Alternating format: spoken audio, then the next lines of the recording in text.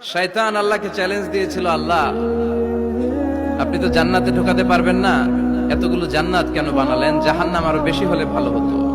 আল্লাহ বললেন কেন? শয়তান বলে, আল্লাহ এই সবগুলারে আমি ওয়াসওয়াসা দিয়ে মুনাফিক বানিয়ে নাস্তিক বানিয়ে জাহান্নামে ঢুকাবো।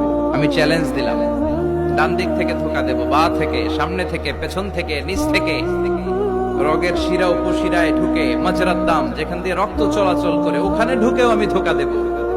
আপনি জান্নাতে ঢুকাবেন কেমনে? আল্লাহ বললেন, তুমি আমারে চ্যালেঞ্জ দাও, এত বড় সাহস? আমি তো সব রাজার বড় রাজা, মহারাজা। চিৎকার করে বলেন ঠিক কিনা? মহারাজার সাথে চ্যালেঞ্জ দেয়া যায় না। তুমি আমাকে চ্যালেঞ্জ দাও, ওকে ডান, আই টেক ইউর চ্যালেঞ্জ। আমিও তোমার চ্যালেঞ্জ নিলাম।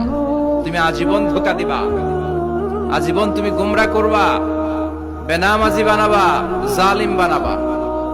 কিন্তু আমার বান্দা কোন তাফসীরুল কোরআনের মাহফিলে এসে, কোন এক ওয়াক্তের নামাজে মসজিদে ঢুকে, অথবা মাঝরাতে ঘুম ভেঙে গেলে তাহাজ্জুদের জায়নামাজে চোখের পানি ছেড়ে যখন ক্ষমা চাইবে, আমি সব গুনাহ মাফ করে দেব, তুই কি করবি?